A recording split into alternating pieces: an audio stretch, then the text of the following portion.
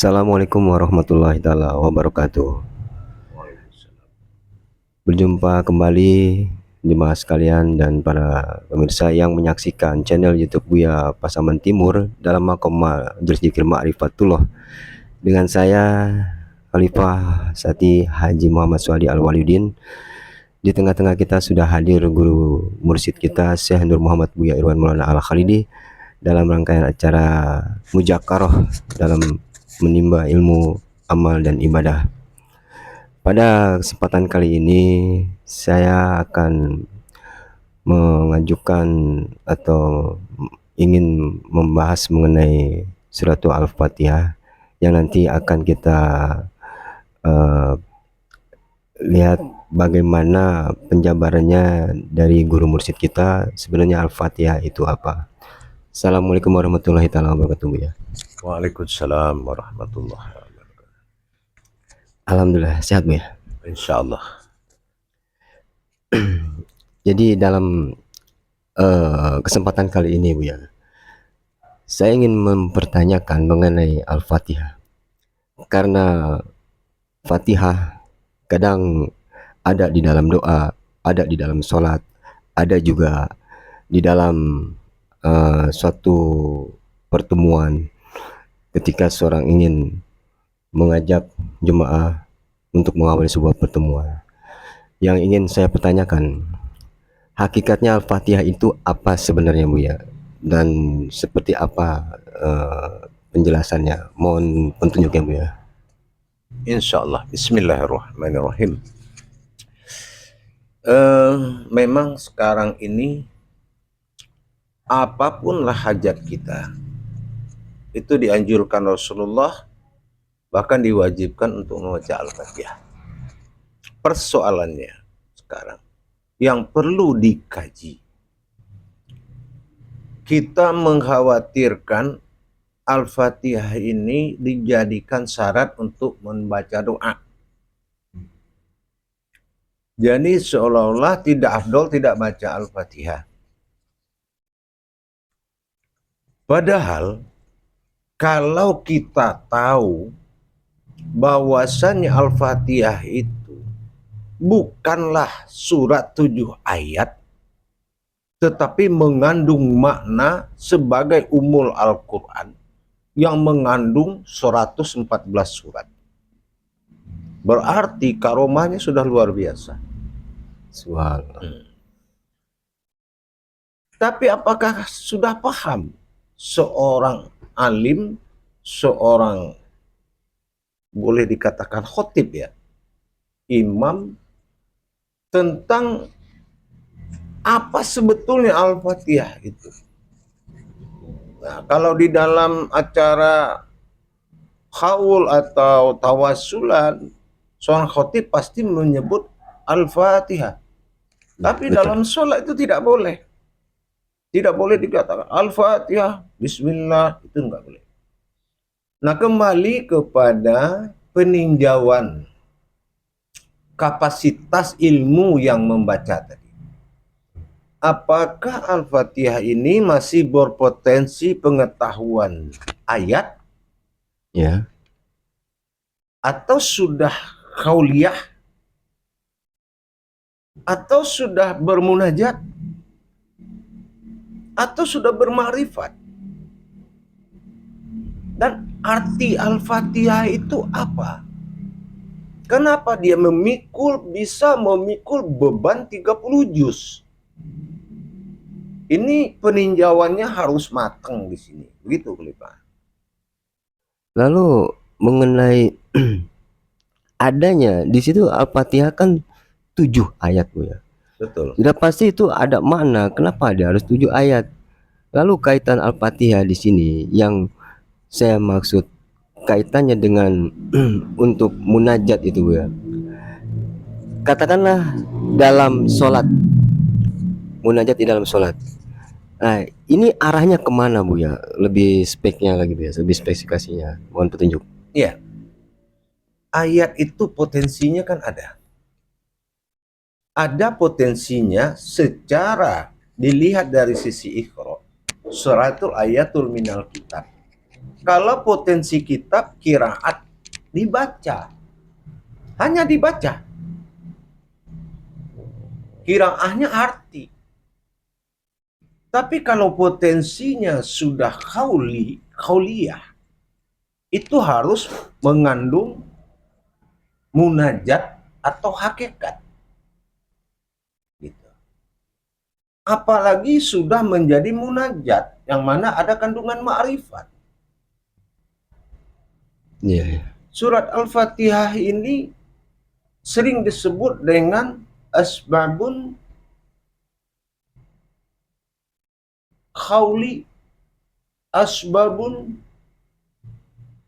syar'i, dan digelar lagi dengan Rasulullah bilang Al-Fatihah itu dikenal dengan surat digelarkan Sa'ud Matsani, yaitu ayat besar, ayat terkuat, dan tidak ada yang mengalahkan. Termasuk bismillah pun dikurung dalam Al-Fatihah. Ini bukan main-main. Seharusnya sangat sangat merugi seorang mu'alaf, seorang yang alim tidak mengerti memperjalankan Al-Fatihah. Ini sangat merugi.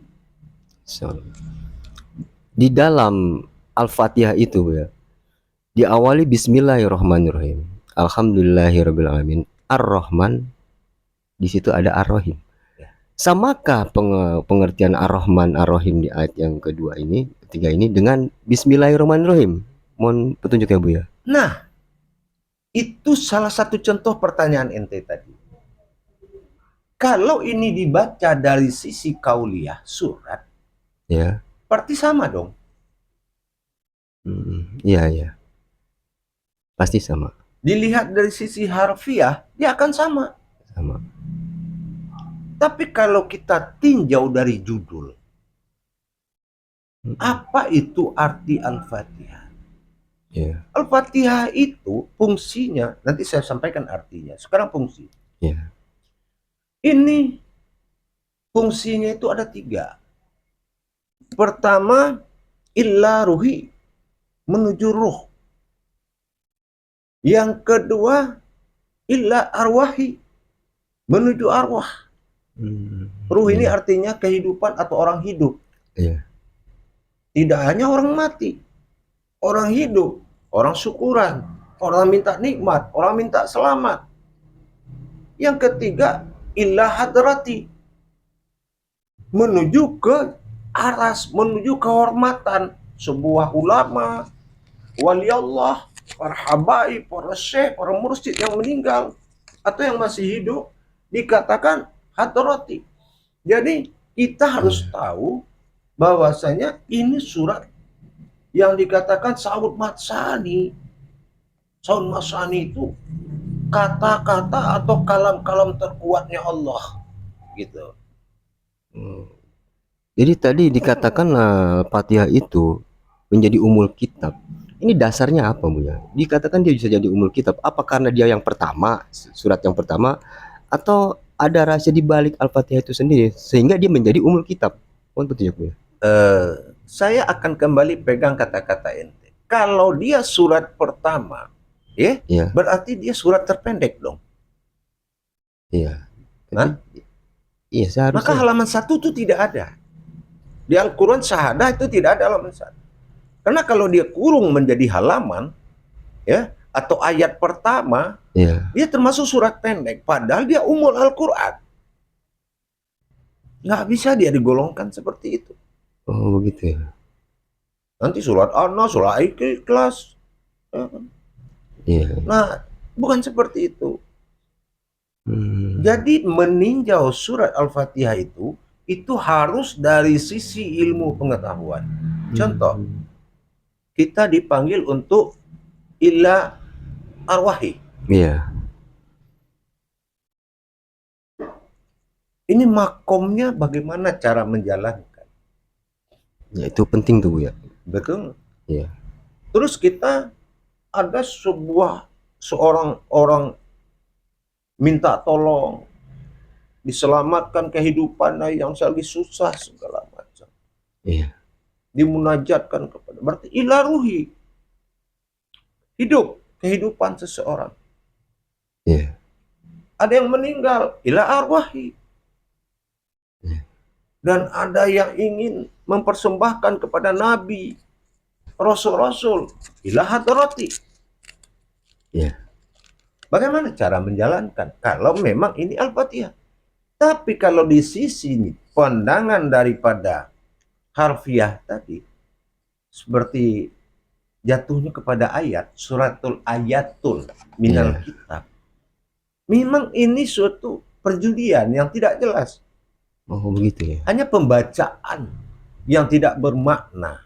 Padahal ini umul Al-Quran. Gitu.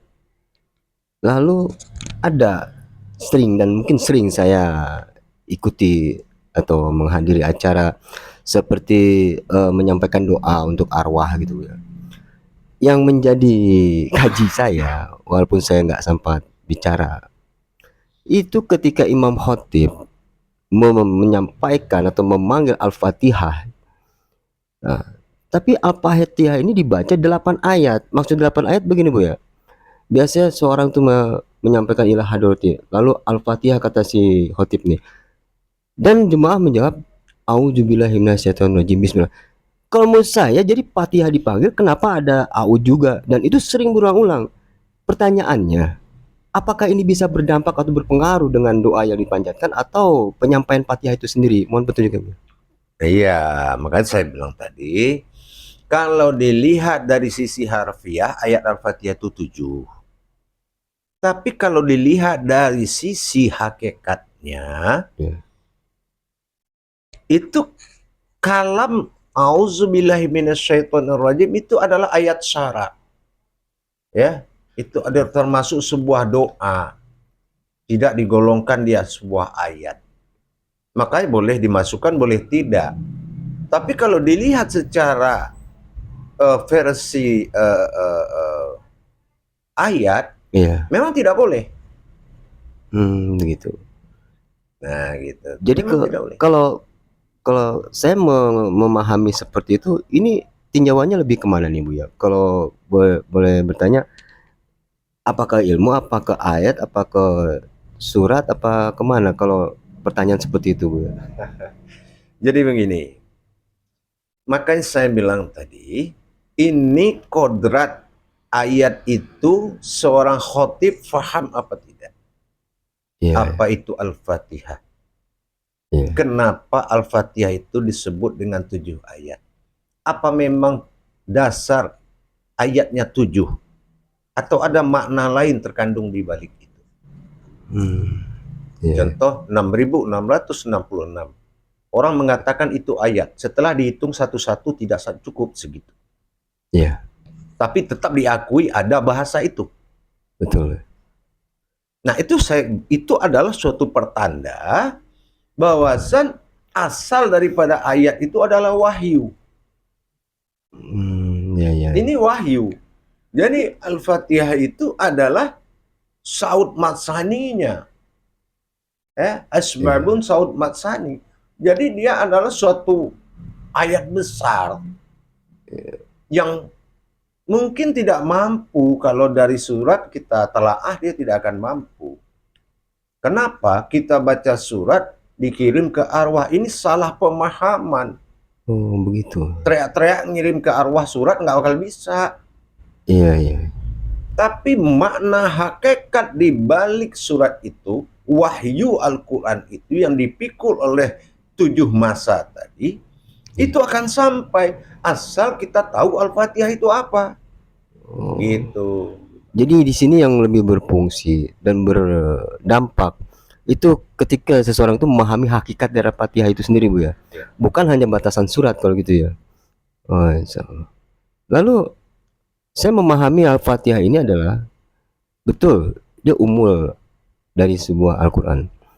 Apakah surat-surat yang lainnya, ayat-ayat yang lainnya itu katakanlah bersumber dari Al-Fatihah Bu ya, sehingga ada 114 surat, ada 30 juz, apa begitu Bu ya?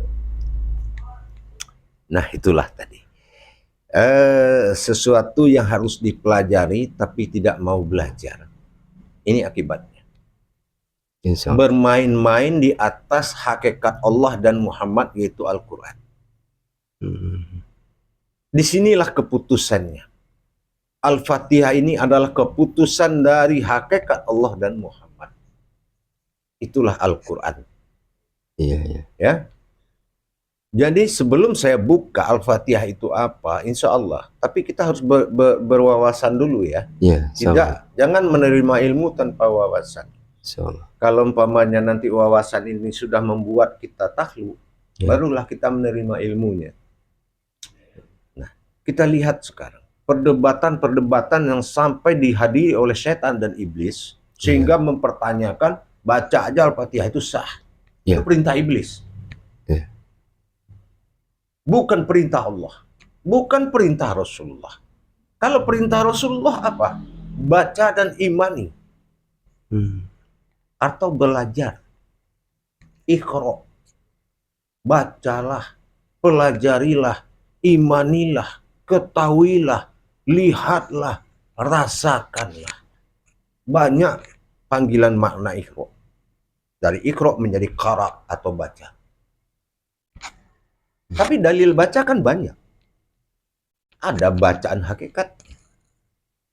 Kalau masih wahyu itu dikatakan Al-Quran, Al-Quran bernama wahyu, apa wahyu bisa dilihat? Makanya itu lauh mahfuz. Tanda-tanda yang dimunculkan. Seperti kita mengakui alif itu Allah, apa Allah itu lurus begitu? Iya, iya. Apalagi Al-Fatihah sebagai umul Al-Quran mewakili 114 surat. Apa memang begitu? Berapa nilai karomah? Bagaimana cara menjalankannya? Gitu. Kalau dikatakan sumber dari surat-surat yang lain itu bermula dari Al-Fatihah, saya tertarik karena pernah saya buat semacam mencari kebenaran itu sendiri, Bu ya. Yang dikatakan 666 itu memang betul, saya sudah cek itu tidak ada 6666 ayat seperti yang umumnya orang katakan.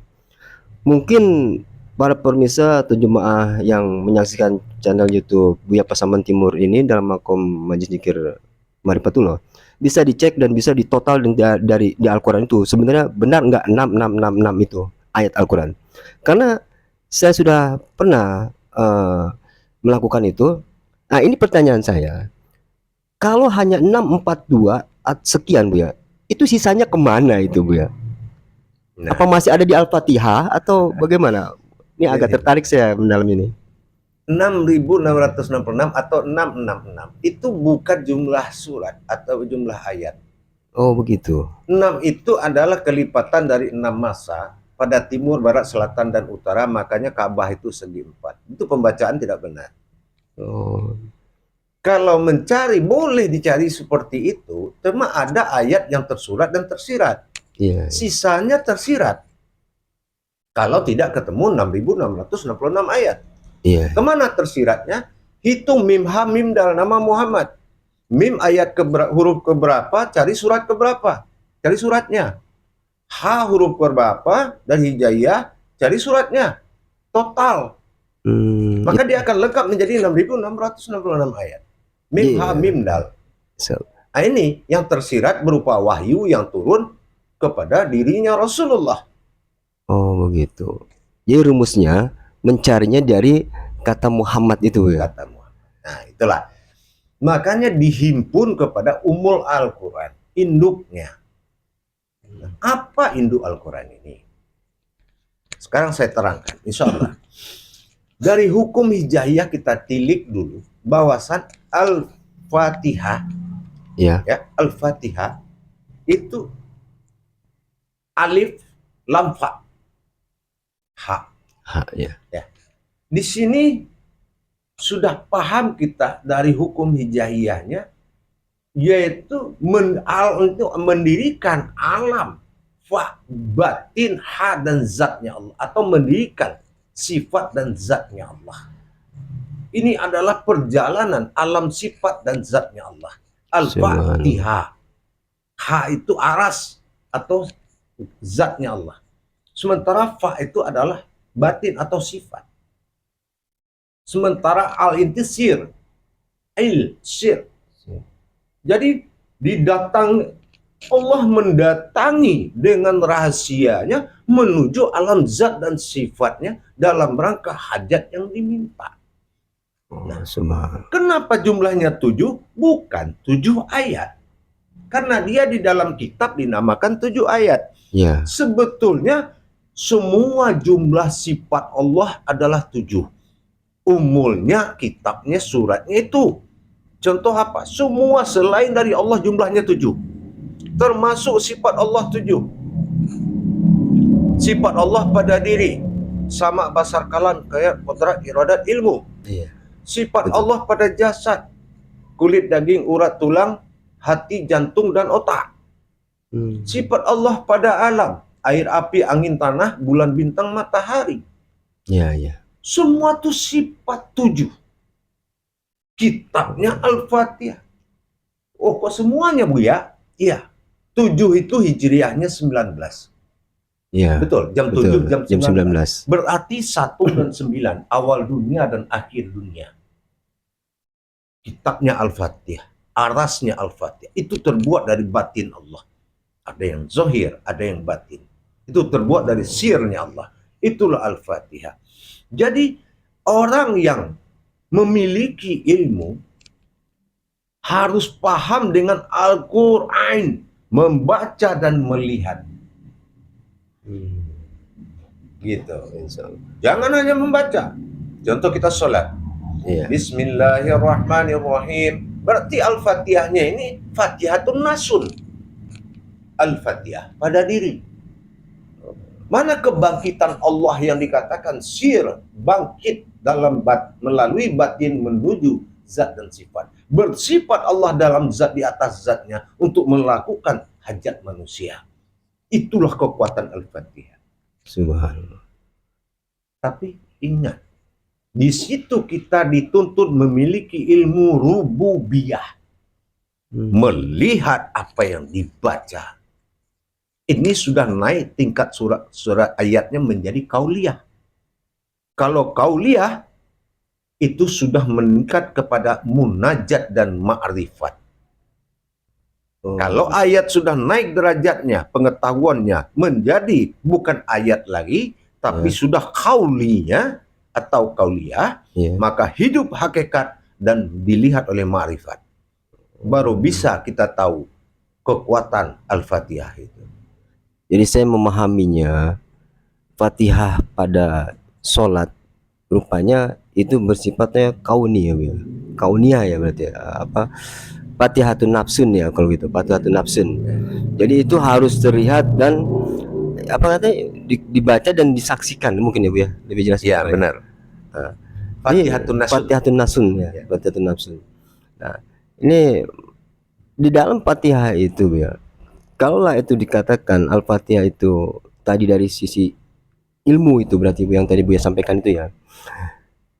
Berarti itu harus nyata pada saat kita membaca dari bismillah sampai ke amin itu kan Bu ya. Nah, ini bagaimana memahami atau bisa menyaksikan yang disaksikan itu Bu ya? Ya. Inilah yang saya bilang tadi. Lihat dulu tingkat ilmil yakin atau bergurunya ke siapa.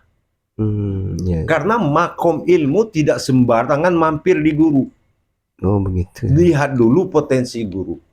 Insyaallah. Guru yang bisa mengajarkan harkat dan akad Al-Quran itu kalau gurunya sudah mondar-mandir keluar ayat. Bukan mondar-mandir baca ayat. Insyaallah. Ya. Ya. Subhanallah. Rupanya luar biasa sekali pemahaman Al-Fatihah ini Bu ya. Dari jelas sudah mengapa Al-Fatihah itu dijadikan atau dikatakan ummul kitab atau induk dari Al-Quran sendiri. Karena di sini pun ada yang tersurat dan tersirat. Lalu kalau Al-Fatihah ini dari Al-Quran, ada di dalam surat Al-Ankabut Bu ya, mengatakan bahwasannya atau sebenarnya Al-Quran itu adalah ayat yang bergerak di dalam diri manusia atau orang yang beriman. Itu kalau tidak salah di ayat 49. Ini kaitannya, apakah ini yang dikatakan yang tersiratnya, Bu? Atau bagaimana, Bu? Mohon penjelasannya. Ya, seperti saya bilang tadi. Kalau dia berupa asal usul ayat ini dari wahyu, apa ada mungkin ente berpikir wahyu itu di pohon, Enggak, di batu, enggak mungkin. di tongkat? Enggak mungkin. Enggak. Wa fi anfusikum afala tubsirun. Ada di dalam diri manusia itu sendiri. Ya, Kenapa dia tidak berpikir? ya, Nah, terjadi sifat ayat bernama kauliyah tadi, ya, suratul ayatul minal kitab, menjadi sebuah pertanda yang dinyatakan atau lauh mahfuz, jasad pendampingnya. Jasad itu adalah Alkitab. Tapi bukan suratul ayatul kitab, tapi suratul ayatul kitab minan nas. Oh, ke sana. Kitabnya manusia. Oh, ya, ya. Makanya awal bismillah. Dimulai dengan bismillah. Ya. Setelah itu didirikan oleh Al-Fatihah. Setelah itu dihimpun oleh Sin Nas surat An-Nas. Iya. Itu kekuatannya. Jadi Al-Fatihah itu adalah Fatihatun Nasun. Pergerakan Allah dan Muhammad dalam diri manusia. Tapi kalau penafsiran sebagian para ustadz dan ulama dari sisi harfiah, Iya. maka akan terjadilah bahasa tumpang tindih mengatakan Allah dengan Muhammad saut-sautan. Ini Iya. kurang kerjaan. Iya, benar. Ya? Benar. Bukankah sifatnya ikimis sholah? Kita mendirikan ibadah. Iya. Membaca Al-Quran itu sama dengan sholat. Ya? Iya. Makanya ada hukum berdiri. Dikala engkau berdiri, bacalah Al-Quran. Itulah Al-Fatihah. Oh, Nah, iya. 7 itu bukan artinya 7 ayat. Jadi kalau kita cari Iya. 114 di dalam 7, Iya. ini sama artinya kita bawa muatan mobil truk dengan mobil sedan. 114 dibawa oleh 7, pecah bannya. Iya. Kalau pandangan harfiah. Harfiah. Tapi kalau pandangan hijaiyah masih kurang. Sasarannya adalah sifat. Pernyataan sifat mewakili seluruh alam yang didatangi tauhid kepada Allah, kepada manusia, dan kepada alam. Mengkabulkan niat, mengkabulkan hajat manusia, menghadirkan batin Allah itu adalah Al-Fatihah. Tidak main-main itu. Insya Allah. Jadi dengan sesuai apa keilmuannya, disitulah cepat tidaknya terkabul sebuah hajat, ya, Bu. Karena harus masuk ke hakikat dari ya. Salah satu contoh. Nyata-nyata kita antarkan mayat ke alam makam. Iya. Barzah. Start kita taruh. Terus arwahnya bagaimana? Iya. Keranda arwah ini apa? Ingat, ayat itu mukatoah. Iya. Harus jelas siapa yang membaca, apa yang dibaca, dan siapa yang dibacakan. Tiba-tiba Imam Khatib dalam 3 harian almarhum, Iya. Al-Fatihah.